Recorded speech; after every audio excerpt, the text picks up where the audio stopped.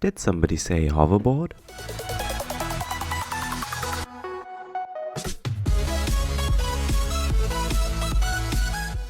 Now whatever you really want to call it, hoverboard, Segway, balance car, this is a two-wheeled motorized vehicle, and it is pretty awesome.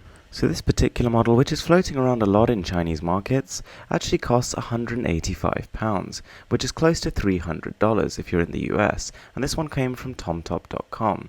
To begin with, I wasn't very impressed with the packaging. I think if you're gifting this to somebody, they would initially be a little bit taken aback. It does seem like a little bit of a cheap novelty item on the face of it. Actually opening up though, I was really impressed with the quality. While it is made out of plastic, it is really heavy, and the build quality is actually very substantial. So actually stepping on this thing for the first time, you'll be quite taken aback. One of the things I found really difficult, and one of the things which whenever you show somebody this item finds tricky, is actually getting started.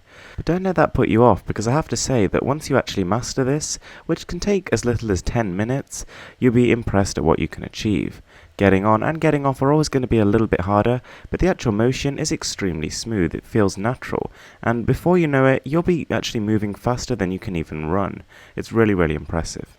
Actually getting used to it is definitely going to take some people longer than others. For me, it was about 20 minutes, some people less, some people more, it really does depend.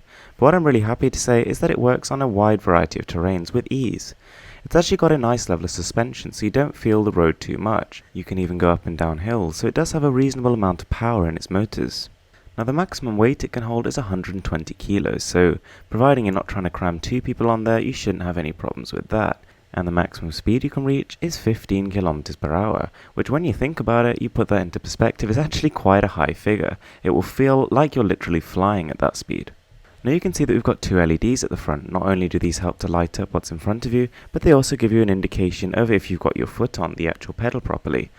It's worth taking into account that there has supposedly been a bit of a safety risk with these, with the batteries apparently heating up and in some cases combusting. I haven't personally had any of these problems, and the battery has actually been very good, lasting about 45 minutes per charge, which is, a good amount of ride time. Also worth bearing in mind is that this thing is not going to look new for very long. You'll be crashing a lot to begin with, and almost as soon as you crash, the marks will become visible. So while it is pretty resilient, it will start to show wear and tear pretty much on day one. So whilst before you purchase one, it's definitely worth taking into account not only the safety concerns, but also the laws in your country, because they've actually been banned in a few. I have to say, the time I've had with this has been really fruitful. It's been fun and surprisingly convenient. Thanks a lot for watching. I'm Mrwhosetheboss, and this is Insanely Cool Tech.